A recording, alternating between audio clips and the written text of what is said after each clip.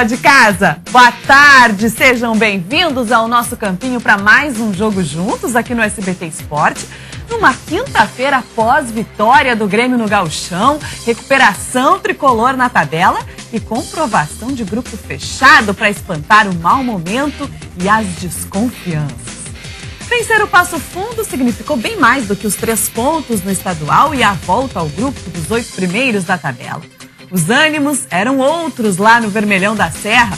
Parece que o grupo entendeu que era preciso ter uma outra postura para voltar a sorrir na competição. O Grêmio entrou mobilizado, todo mundo ajudando. Marcelo Groy foi o primeiro a se dedicar. Fez bela defesa no chute de Felipe Klein. A gente precisa ter uma postura forte, um time agressivo, que marca muito e também na hora de jogar, claro, saber jogar, né? Então, eu acho que esse espírito talvez tenha mudado um pouco hoje. O técnico Filipão ajudou orientando. Os zagueiros fizeram a parte defensiva e ofensiva. Aos 13 minutos, Douglas cruzou e Eraso de cabeça abriu o placar. 1-0. Contento, né? Muito feliz pelo gol e também feliz porque ajudamos meus companheiros a conseguir a vitória. Então, todo mundo está de parabéns. O time correu hoje, sabia da importância do jogo e graças a Deus a gente conseguiu a vitória. Na partida em que todos queriam fazer a diferença, Felipe Bastos tentou. O garoto Pedro Rocha, novidade entre os titulares também. O primeiro tempo acabou, mesmo assim os jogadores continuaram unidos. Na segunda etapa, o Grêmio não demorou para ampliar. Bela jogada do aniversariante do dia, Douglas. Everaldo tirou do goleiro, livre. Pedro Rocha fez o segundo. Uma molecada que sabe jogar, né?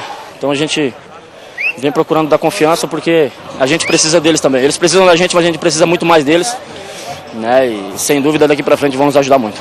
Mesmo com placar a favor, o time continuou com a mesma postura. Nada de dar espaço. Os jogadores Júnior e Pedro Rocha deixaram a zaga do Passo Fundo enlouquecida. O meia Douglas ainda teve tempo de colocar a bola no travessão. Final, 2-0.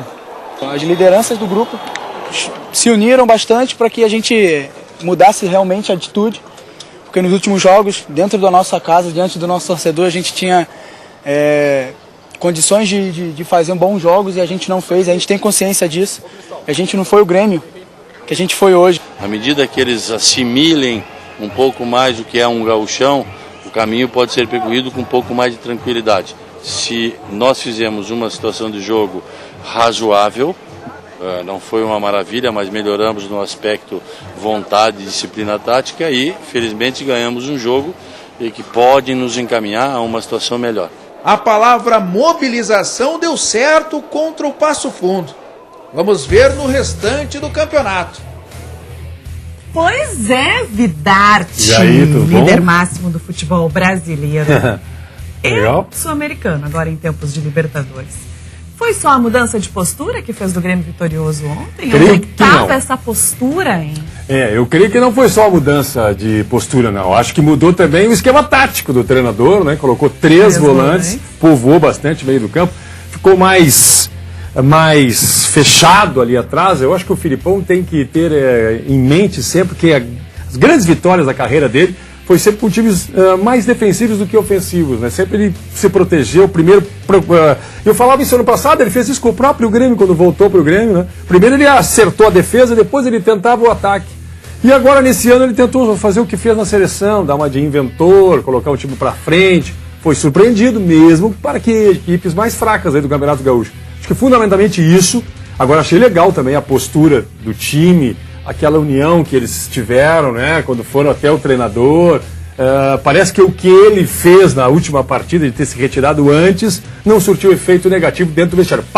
Aparentemente é isso. A informação que se tem é que antes do jogo ontem ele conversou seriamente com o grupo. Né? E por isso essa mudança aí de comportamento da equipe dentro de campo que a gente conseguiu perceber ontem até nas atitudes, não só na hora do posicionamento, a bola rolando, mas também quando tinham que, antes do final do primeiro tempo, se reuniram antes de sair, O capitão, abraçaram ele antes, na hora da comemoração. O Rodolfo chamou todos. E eu achei legal também a postura do Douglas. Eu sempre achei esse cara um bom jogador. O problema do Douglas é fora de campo, né? Ele não se cuida, é só isso aí. Mas ele é um ótimo jogador tecnicamente. E ele até carrinho deu ontem. Ele dizia que eu não vou dar carrinho. Deu carrinho, roubou. Tava de aniversário ontem, tava faceiro. Quantos anos ele fez? 33, segundo ele. É mesmo? É. Então tu tem 23. Eu tenho 26. Eu tô com 34, um pouquinho mais. Tô brincando. Brincadeira, ele deve ter 33, sim. Aquele. Por que não se cuida? Os homens usam barba, acho tão feio. Aquela barba. Daí fica feio. Mas fica velho. É um cara que tem muito a dar ainda pro futebol, né, Débora? Eu acho que ele é um baita jogador. Quando trouxeram o Douglas, eu fui uma das que defendeu, né? Agora? Essa vez agora? Fui. Defendi, que tu não te lembra? É que tu te lembra só das teses dos outros, das minhas teses tu não dava. Lembro, sim. Eu lembro. Sabe que eu te amo. Agora, eu só queria te dizer que até com 3 volantes, os volantes tiveram mais liberdade, porque o Felipe Bastos jogou mais soltinho também. Jogou. E o Araújo teve alguma dificuldade? No segundo tempo, principalmente. Achei que errou muito fácil. E depois entrou um garoto que eu acho que vai ser titular, que o próprio treinador lançou, que é o Wallace. E gostei da gurizada também, que ficou mais acho que confiante, né? O Douglas distribuiu melhor o jogo, aí aquela lá da frente, a turma da frente, o Everaldo, olha, já tô achando assim um razoável, promissor jogador. E o Pedro Rocha, uma grata surpresa, né? Jogou muita bola. Eu fiquei pensando ontem, se aquela bola tivesse entrando, se era o Barcos ali, não sei se seria gol, sabe? Ai, Débora, que maldade. Deixa eu te falar que a direção que vendeu jogadores para fazer caixa abriu mão de nomes importantes, né? Por não ter dinheiro para manter essas peças. Agora admite que novas contratações devem chegar, mas sem deixar de elogiar, claro, os que já estão aqui.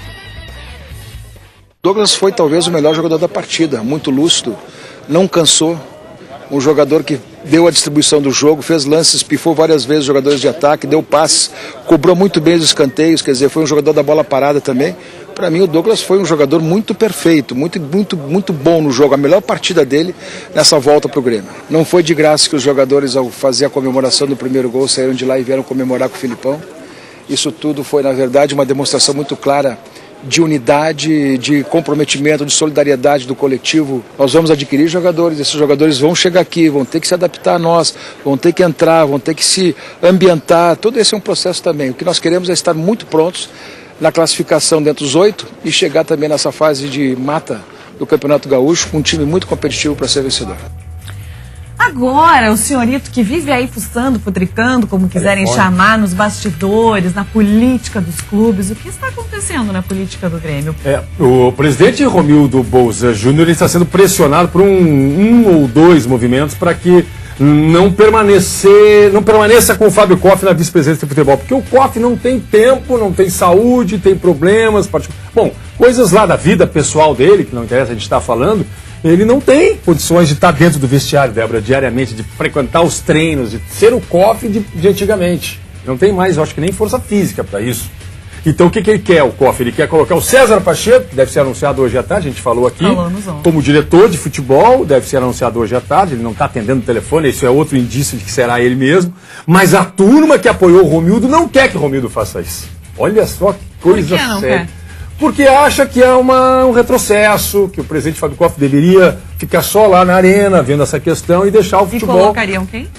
Eles gostariam de ter, por exemplo, lá Denis Abraão, né, no futebol, até poderia ser com o César Pacheco, mas um homem que tivesse já um passado vencedor, que é o caso do Denis, ele ganhou a última Copa do Brasil, por exemplo, como diretor executivo, e com essa supervisão seria do César Pacheco, do Adalberto Praz e tal, mas pessoas que pudessem se dedicar de uma forma mais intensa à história do clube, né, ao futebol do clube. Mas tirando o presidente Koff nesse momento, desse contexto, não prejudicaria essa questão toda da história, da compra da arena em definitivo? Sim, a ideia dessa turma, vamos dizer assim, dissidente, é de permanecer com o Koff nesta relação, mas não no futebol.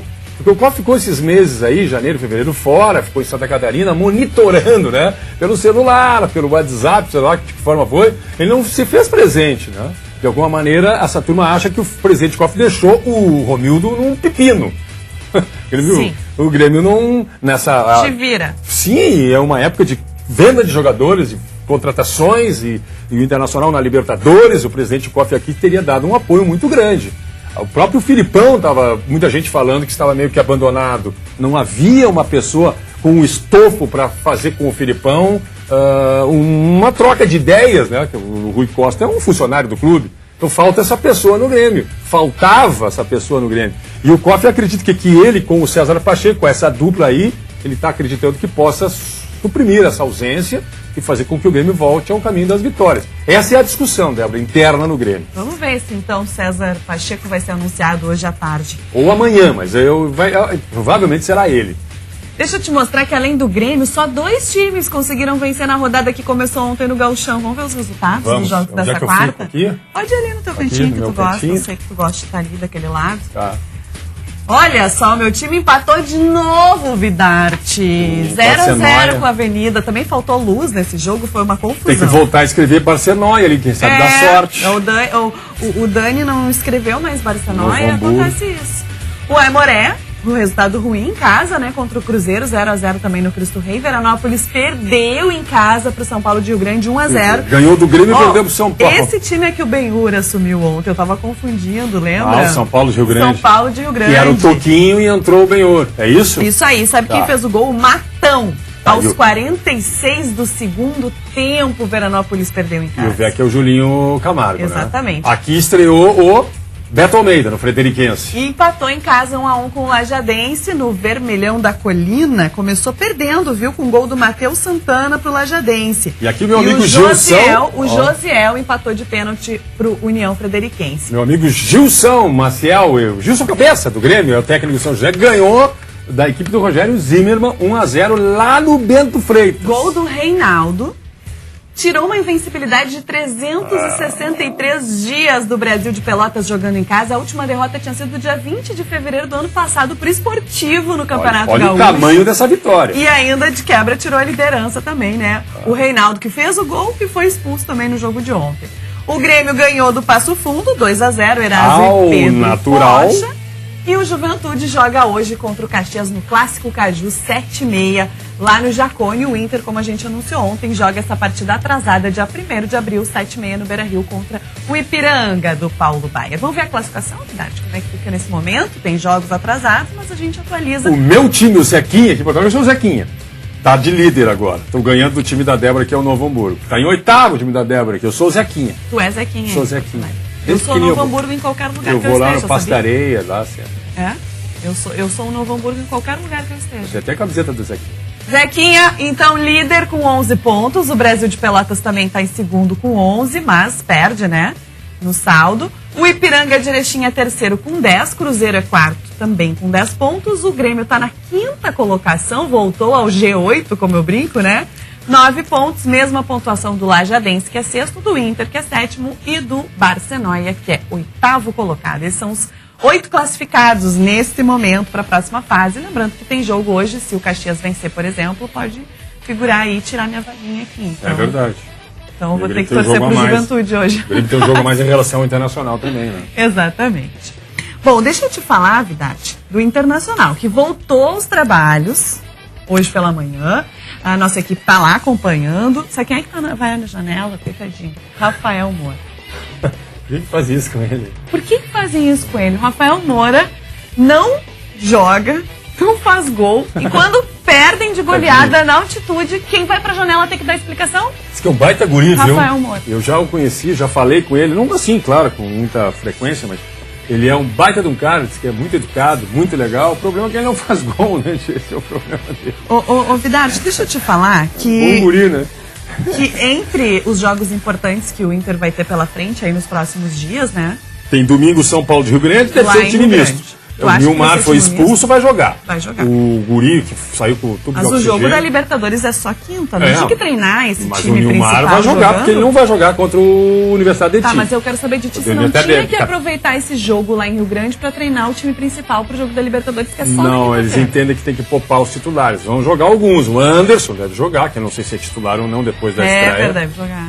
O Hever deve jogar. Eles vão colocar esse tipo de jogador. O Newton deve jogar, tem que treinar. Pra treinar e ganhar forma, né? Pode ser, é por aí. Eles vão fazer uma mescla contra o São Paulo de Rio Grande. Na quinta-feira tem a Universidade de Chile aqui. Depois tem Grenal. Depois tem Grenal. O Grenal também deve ser um mistão. Depois tem Emelec. Deus me livre. O Internacional, se não ganhar pelo menos desse time chileno, o Internacional não vencer desse time chileno aí, eu tô assim te arriscando a dizer que o Internacional está eliminado da Taça Libertadores da América. É por isso que estou fazendo uma onda danada lá, dizendo que o Aguirre já está na mira do Vitório Pípio, já está, sabe, balançando, tem muita gente pressionando. Só que aí eu te pergunto, até onde vai a culpa do Diego Aguirre se os melhores que ele tem não estão sendo o melhor no lugar nenhum? Porque o Inter contratou... Nem no Gauchão, nem na Libertadores. Eu brinquei contigo ontem, mas tu não dá muita bola pra mim, eu sei disso. Mas eu brinquei contigo que o Inter contratou pontualmente, 3 jogadores pontualmente. E todos eles fora de forma. O Newton, o Hever e o Anderson. Aí não é culpa do Diego Aguirre, né? Convenhamos. Então, eu te dei bola, eu te dei inclusive a minha opinião ontem. Só que tu foi contra a minha opinião, porque eu fui contra a tua opinião, daí tu não concorda. Olha a música de romance. Podia ser pai dessa moça, para com isso, Douglas. Não é música de romance, essa é música de drama, que a gente tá sendo dramático um com o outro, ele tá dizendo. Vai aqui pra esse lado, que eu não gosto de olhar pra esse lado aí que tu tá. Eu só vou pegar algumas peças pontuais. Música de drama? Onde é que o D'Alessandro tem que jogar, na tua opinião? O D'Alessandro? Com esse time que o Inter tem. O D'Alessandro, na minha opinião, é um problema e é uma solução. É um problema se ele continuar jogando na função que jogou lá no início. Lá do jogo contra o The Strongest. Agora, ele é uma solução se jogar onde atuou depois, no segundo tempo. Ele tem que ser um jogador que fique numa zona morta. Ele não pode ser um homem de marcação, não é? Ele tem dificuldades, não tem preparo para isso, não tem nem físico mais, porque ele já tem uma idade avançada também, de alguma maneira, no futebol avançado. Então tem que achar uma solução para ele jogar. Se o Diego Aguirre descobrir, é por ali. E para que ele possa atuar, tem que ter uma proteção forte para o D'Alessandro, né? Aí é com marcação também intensa no meio do campo. Eu sou a favor de 2 volantes no time do Internacional, mas o Diego Aguirre está tentando fazer com meias essa composição. Jogadores não tão fortes, deixando só o Newton como contenção, né? Um homem que realmente chega, que pode se tornar um marcador, né, de intensidade. Ou seja, o Arangues não é volante. Os recém-chegados estão fora de forma. A grande referência do ataque, que é Nilmar, ainda não se encontrou. D'Alessandro tem que descobrir a posição que ele tem que aquela jogar. zona morta que ele gosta de jogar ali, dar aquela assim, né, gingadinha dele. Faz aí pra ver se tu sabe fazer aí. Como é que é? Faz assim, a boba, Não, é assim, não é? Eu vou pro intervalo, depois eu vou mostrar o que o D'Alessandro tá sofrendo lá na Bolívia ainda por causa da derrota do The Strongest. Da vitória do The Strongest.